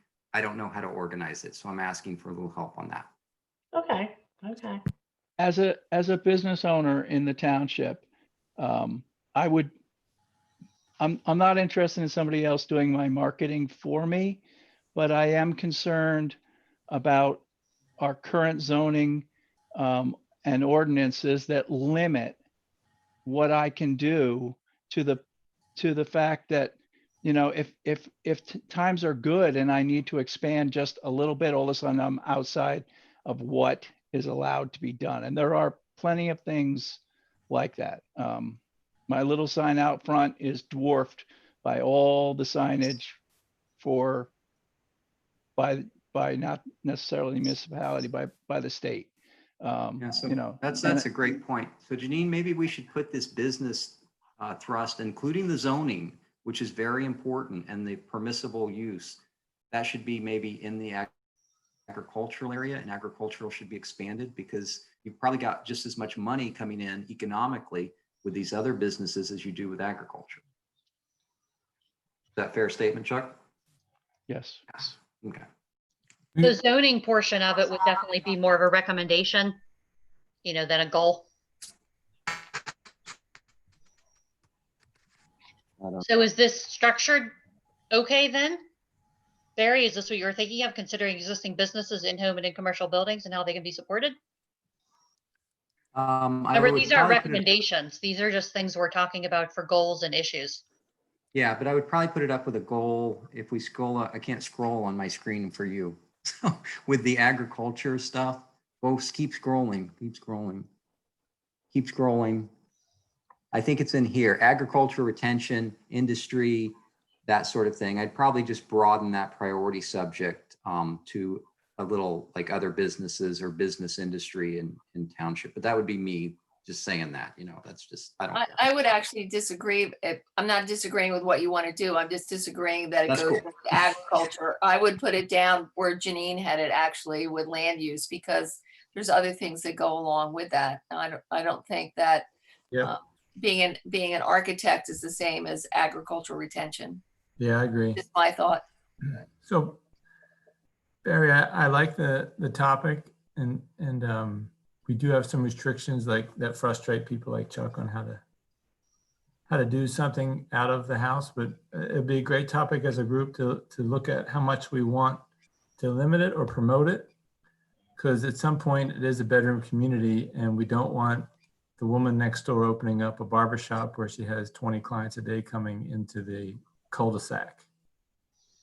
Right? Yeah, but maybe we do want to have the golf course be able to do weddings and things like that, and that's at this point at a standstill. So I think it deserves attention. I definitely think it deserves attention.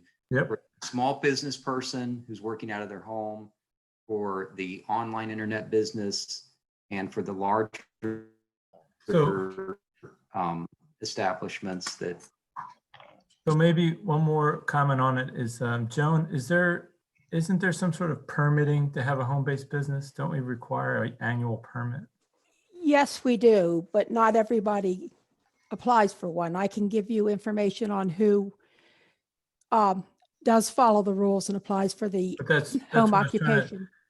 help gather who has a home-based business. We have a list of people who hold permits, but also I don't know when a permit is required and when it's not. So not just zoning should be looked at, but is the permitting required under zoning or planning, or where is that required? Well, I mean, I'd say zoning, I'd have to check with Jeff Vogels, but because it's like applying for the permit. Let me see. I think it is. I think Well, how about to move things along? How about we just say, should be looked at, put permitting in there as one of the comments, signs, expansion, permitting. Yeah, Paul makes a good point, because I don't want to scare, businesses away if we have regulations. If I get my permit, then people are going to come and look at me and stuff. I don't know. I mean, what do you feel about permitting and that sort of thing? Well, we currently require permitting, and that's my point. Do we want to require permitting? And right. Thank you. It should be an easy task, and not, especially for businesses that don't have retail, customers coming to their door. we shouldn't even know they're there. It should be easy to do. I would say that if it's a home-based business in a residential district and you don't allow permitting, or you don't have permitting, then, and you start getting an out of control situation, like the barber shop with 20 clients, then you're gonna have a problem on your hands and the other residents are gonna be upset. So I think you need to strike a balance. Well, We all agree.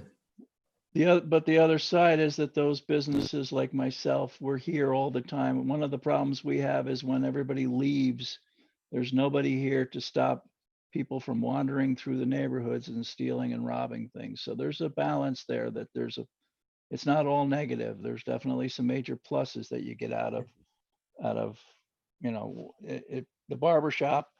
So we're going to have the barber shop in Kemblesville as opposed to Heather Hills.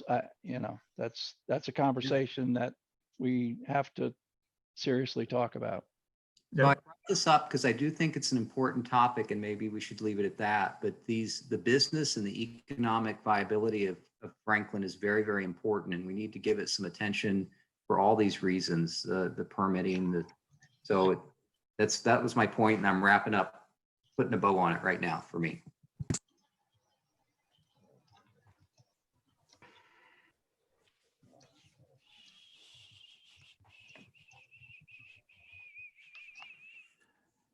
Okay, so are there any other comments since we're looking at future land use? Is there anything else that should be added to future land use in the goals? And these goals will translate also to some of the issues that are going to be discussed. Or are there too many goals? Too many issues we're addressing? Should these be consolidated a little more? Or how do you feel about, how would you feel if this turned into a chapter called future land use and these goals basically turned into the issues that we were going to be addressing? Can Nan sort of go over this and kind of like look carefully at this and make a couple of proposals to us at the next meeting, maybe? Sure, I'm That's just an trying to idea. get your feedback now, just to, Yeah. What- if anybody has any ideas, absolutely, Barry. Can Not you show sure, us? Barry, exactly what you want me to do. Say that, this is good to collect the ideas like Janine is doing right now, but then if you sit down and you sort of organize the topics and make a couple of proposals to us next time with how you want the chapters to go. I was just asking if that's viable or if we're locked and loaded right Well, at this. It sounds like it's No, gonna no, be- I think Janine should go over what we do at the next meeting and that might help you. Janine, At the next meeting, we were going to refine and basically finalize the topic areas and start to finalize the goals, which is all the stuff you're seeing here, and then start to consider draft recommendations. So really, we're looking for feedback, Barry, to answer your question at this meeting for if this is the right direction to be going in from all of you. Nan's obviously a great resource and has been hugely helpful to me personally, but to hear from all of you, I think is important to take that pressure off of Nan also. That's a lot of pressure on her. And then also for us to be able to even start considering some draft recommendations. So And is that's that's that what- goal number 4 priority subject? Is that what I'm looking at for goal number 4? Resource protection? So Should that- this would just be another priority subject. All right. These would be the goals. This should say priority subject, not goal number 5. Oh. Okay. Sorry about that. So Barry, just to answer there your are- question, when we get together next time, based on what Janine just told you, is that what you're looking for? Barry? Yeah. Collecting ideas, and it needs to kind of like settle in our minds, and then we say, okay, we want 6 chapters, and we go. Yeah, so So I I was just think gonna say. next if we- meeting, I think the next meeting will be there because it's not I'm happy to do as much work as you want me to do, but I just think that we're a task force. So it's not about Nan, it's about the whole task force and that we have to come to an agreement. So there's 5. Right now we're discussing whether the 5 priority subjects fill what we need to fill, right? Right now, we're discussing if the 5 priority subjects chosen reflect, number 1, what you heard at the community workshop, and I think everybody has agreed they do. And number two, if these are the 5 priority subjects that you would like to see your whole comprehensive plan centered around. That's the first question. Can Then- you go through the 5 real quick? Well, Janine, I have another question. When we get together at the end of October, will you have the results of the survey? So that will help us to kind of spur us on as far as what people want?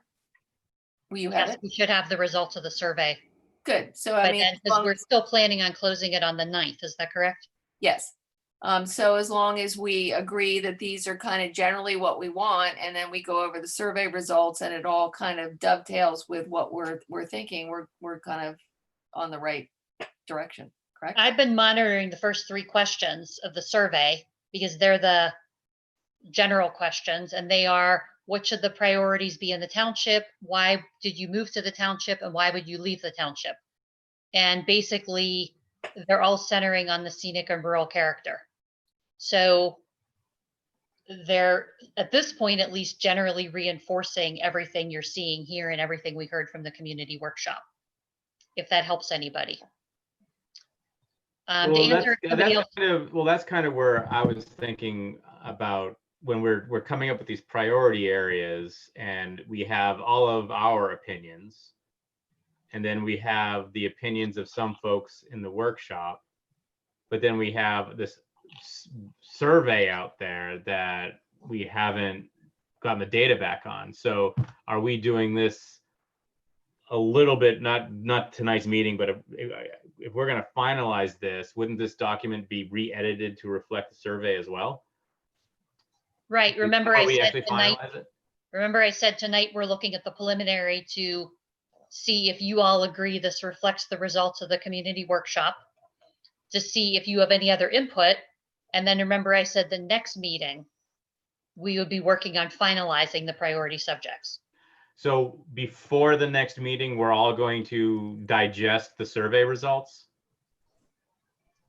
Well, the survey results aren't going to close till the 9th, and then we need to turn them around to get them to you. So yes, you will have time to digest them, even if it's just in the raw survey results.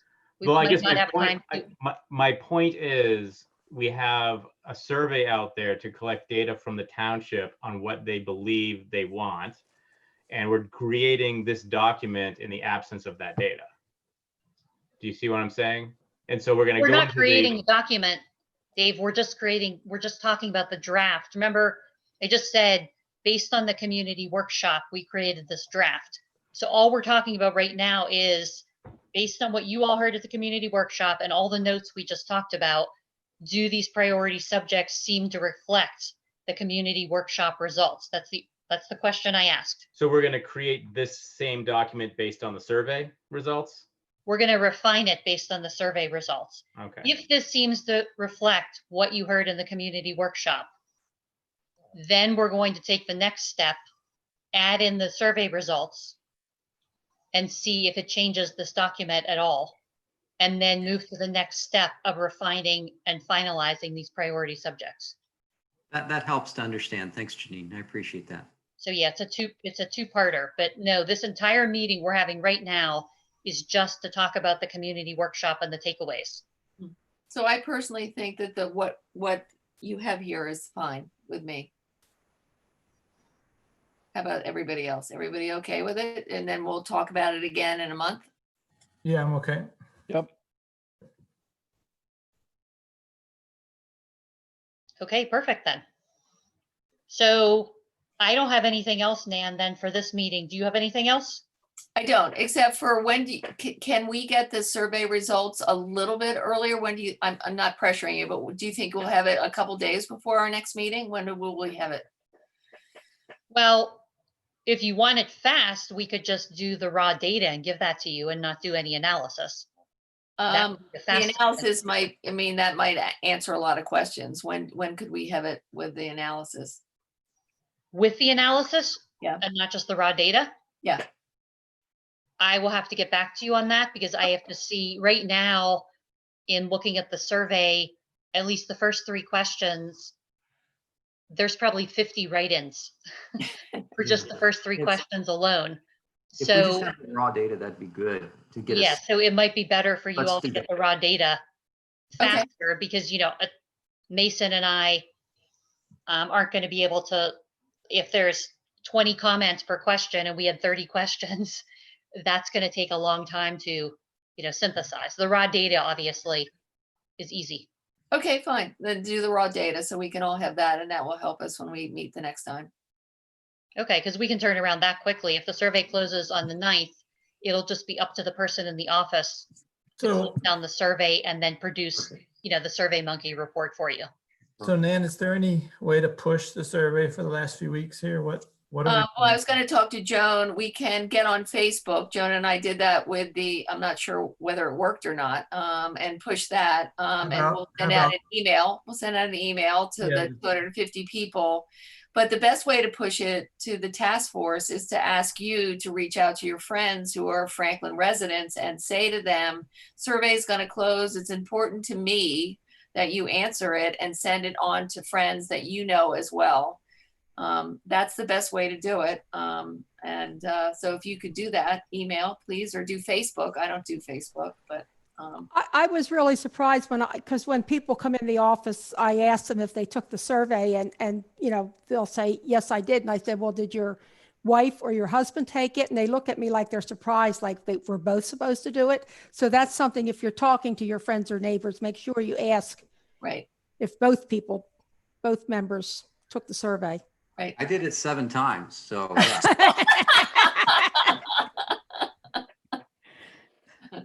How many respondents? We have 460. Is that about what we have, Janine? Last I checked, it was, I thought it was 427. 427. And so last time we got around 400, and that was a mail-in, so it was only households. So, but that's the best way to do it. So please reach out to your friends and ask them to reach out to their friends who live in Franklin Township. You said you're going to do the township email, and Yep. How many emails do we have nowadays? About 270, right? Yes. But I thought that's what we left you with 10 years ago with 200. Hey, Paul. No, we're gonna try I and- ask people gonna don't try give them and to us. We're gonna try and change that this year with the new website. We start sending cards out to remind people to sign up. There hasn't been a lot of action on that. So hopefully by the end of the year, we'll have more of the township. So I was thinking of other methods, like is it worth an ad in the paper? But nobody really reads the paper, I guess. I don't know. It's a good question. Nobody really reads the paper. I've got $400 that I can spend. And what's an What ad? about a Facebook ad?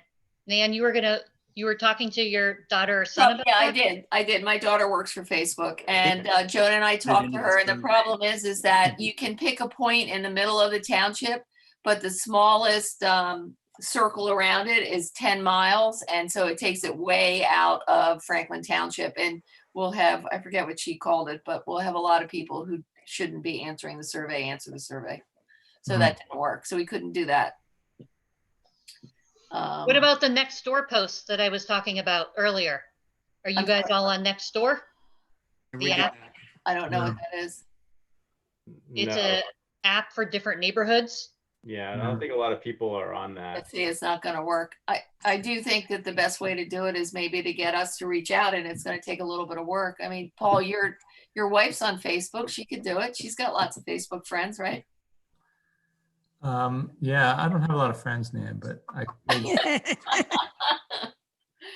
friend. Thanks. But yeah, there's only 6 of us here on the call tonight. I mean, there's not a lot of us, so we can maybe get another 20 people or something. Well, 20's better than nothing. No, I know. I was trying to But think. those 20 people could tell other people. Yeah. I mean, really, that's why I was suggesting Nextdoor app, because there's nothing that app just generates But if incredible if- spread of information. none of us ever heard of it, then probably not many people are using it. Yeah, We did put it on the some of those not websites, whatever the people do, message boards. What are they called, Joan? You know. Message boards. Yeah. And so we can do that again, and try to do it again. But I understand that with surveys, there are people that do surveys and there are people that don't do surveys. So, you know, Well, did you get anybody who came in to do a paper one, Joan, or help you, or get help from you? Jeff took paper copies down to the Amish family. He has to collect those and bring those up. And we had one other paper copy. That's been it. Okay. So is this, we're representing, currently we're around 8% of the township population, is that right? About that. What's the population? 4532, I think. Yeah, but that's children too, right? Oh, yeah, that's everyone. That's everybody. We don't, yeah, we're not, They don't count. we don't count. So we're above 10%. Yeah, I think so. Okay. Just for reference, I'm not, there's no statement there. I'm just curious. The statement is it's better than last time. That's But good. maybe, I don't know if that's true proportionally. I don't know how many residents were in the township 10 years ago. Yeah, okay. Well, I nagged my wife to fill it out several times. Good job. So We definitely need to work on getting an email list together or a way of broadcasting to the Franklin Township people, and maybe we can think about how to get that done. But that has Yeah, so I can tell you, Barry, we're working on that. Number one is we've got the township newsletter coming out. So that'll be direct mailed to all the township.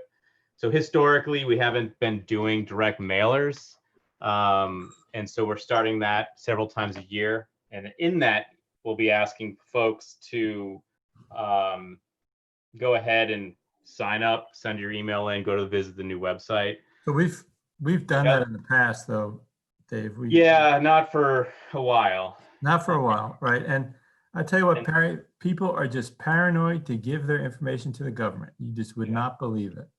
Right, do but believe it, the but point, maybe- the point is you got to start reaching out directly to people, and it's something that we're trying to do now, which is get people to come to the website.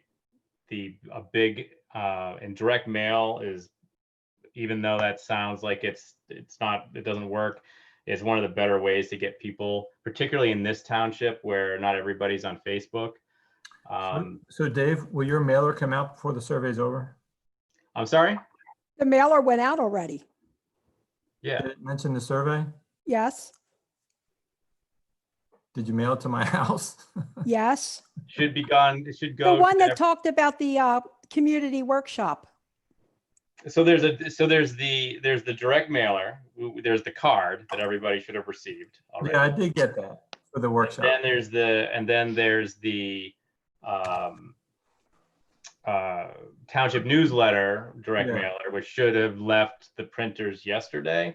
That's the one I'm talking about. Will that be in? That should be, yeah. So October 9th, unless it takes 9 days for the U.S. mail to mail, they should be in everybody's hands before October 9th. So where is the printer? Is it the one in Florida? Yeah. yes. Yeah, it might take 9 days.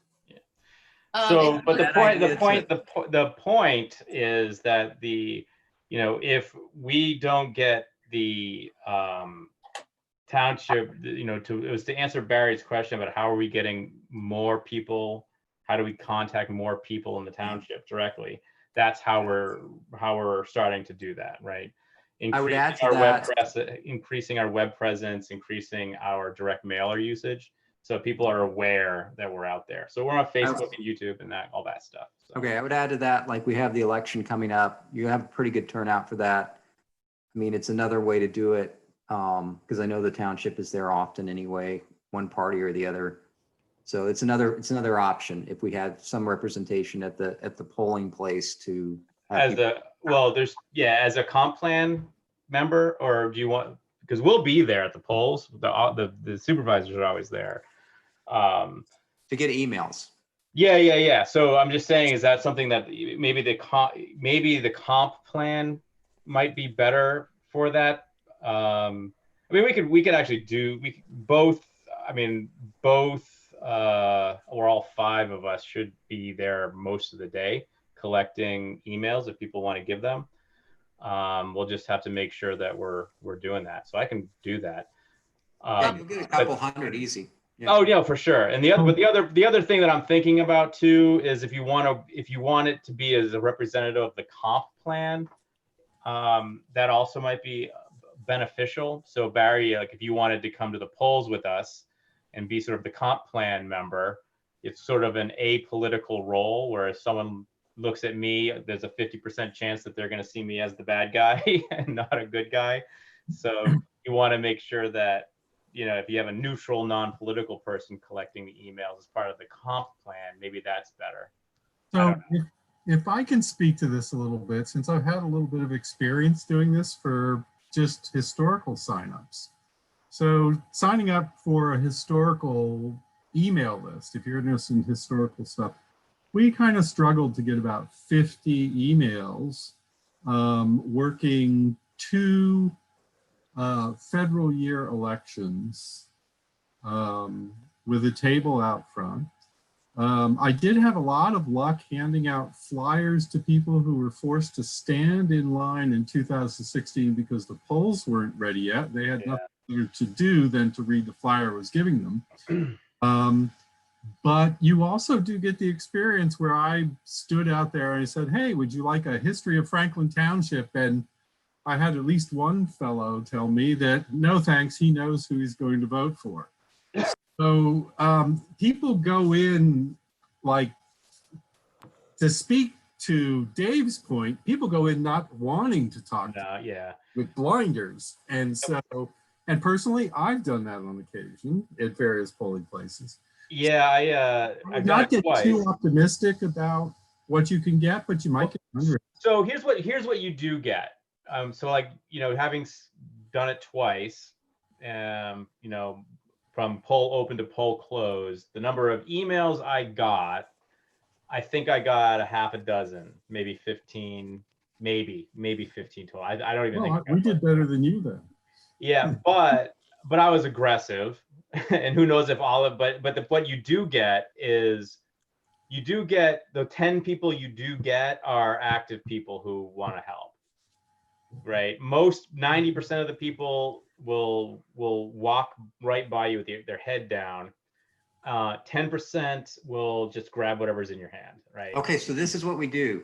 We give it to the wineries because people will do all sorts of nuts things at wineries. Oh yeah. No. I mean, Barry, that's an excellent idea. Like being at the polls and doing it is an excellent idea. I'm just sort of reliving my. No, but David, you're right, and we should have done it maybe through some of these businesses that are highly trafficked or something like that's. You know, I think it's a good idea too. I think it's just we just got to get organized. We're organizing now. I think it's a good idea. Well, and if anyone has emails, send them into the office and we can add them to our list or check and see if they're on our list. I don't think I'm on the list, Joan. So I did that, Joan, when we went door to door. One year we gave you guys the list, but it's difficult because you have good intentions, but future boards may use the list for nefarious reasons. Right? Yes. Well, that's sort of the problem, is you got to make sure that these lists they're not my list, right? So if I collect these emails, it's not my email list, it's the township's email list, and there's got to be a firewall between that list and individual supervisors. Yep. Because it's not a political, it should not be a political device, which it has been used. That's right, as we all know. Yep. So And I can't give you my names because we specifically promised that they will only be used to send out historical information. I'll work something out with you privately. Everyone's got a number. In terms of the comp My plan, number is per email address. in terms of the comp plan, are we still closing the survey on October 9th, or are you guys going to do more outreach to keep the survey open longer to get more input? I just want to make sure your mailer gets there before the survey closes, Dave. That's the only thing I think. The township newsletter? Yes. It sounds like it's not going to, though. I got the excess copies came in the mail today. So all the rest of the copies should have been sent out to the individual addresses. So you should be getting them any day. Janine, how much warning do you need to shut down the survey? I mean, so if we get our newsletter, we can let you know that we got it, and then we can extend it for 7 days after that? Yeah, I would need a couple days notice.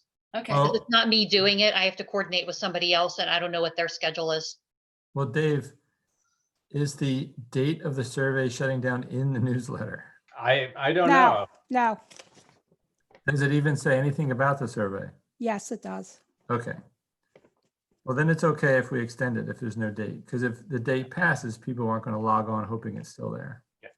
Yeah, so how about we say that after we receive our newsletter, that the survey could go for another week? Does that make sense? Yep. Okay. And I everybody would, reach out to their friends? I would also add to the conversation, the number of people that are going to respond is directly has a relationship to how happy or how unhappy people are with the township. And a low number actually probably means people are relatively happy with the township. So that's a plus we could take. Last time it was mailed to the households and we got 406 surveys back. So we're kind of at the same level. Yeah. I see shutting it down on the 9th unless otherwise noticed, right? Right, I'll work with Janine once I get the newsletter. Right. So, Nan, Can we, hey, Janine, this is kind of, I don't know if the metrics are there, but I wonder, once we're going to get this mailer in the next couple of days, is there a way for you guys to track and say, oh, wow, the daily numbers have gone up? Like the survey numbers have gone up? Yeah, we can see how many people are filling it out every day. Because it might be, yeah, so if that's easy to do, you might say, okay, well, there was a spike, maybe we hold it for, yeah. and if not. Well, let me know when you guys receive your mailers though, so I'll I know will. when to I'll let you know, Janine. I'll let you know. the person We're in my probably, office. to look we're at that. probably overthinking it. I think you probably could just leave it open for an Right. extra week and then just be done. But I think we can be confident to say that we got the same amount of surveys back as we did before. So, so it's still representative of the township as before. So, Nan, what about the road signs? I haven't pulled mine up yet. Are we I doing- pulled them. I just felt like they were just part of the background at this point, especially after people were complaining about signs along the road. All right, I'll pull mine. Yeah, They still in the parks? I don't know whether Jeff pulled them or not. Did Well, Jeff that's- pull the signs, Joan? I'm not aware that he did. But that's what I'm saying. If we're going to pull them, we should make sure every sign is pulled so that we're not part of the problem. Yeah, we'll start Yeah, pulling. I pulled my signs. And who else put out signs? Nancy put signs out, Dave put some signs out, but I pulled a sign by your neighborhood. I don't know where you did them, but There's some out on the Boxler property. I'm just saying, get the word out to whoever you assigned it to get them back. I'll send it out again, or Joan can, and we'll make sure that we get them. Yeah. Yeah, the Gowans have some of the signs. Okay. Is there anything else we need to discuss? It's now 8:29. We need to close the meeting at 8:30. So are we okay? All good. All All right. good. Again, Night, thank you. everybody. All right. Take care. Thank you. All right. All right. Good night.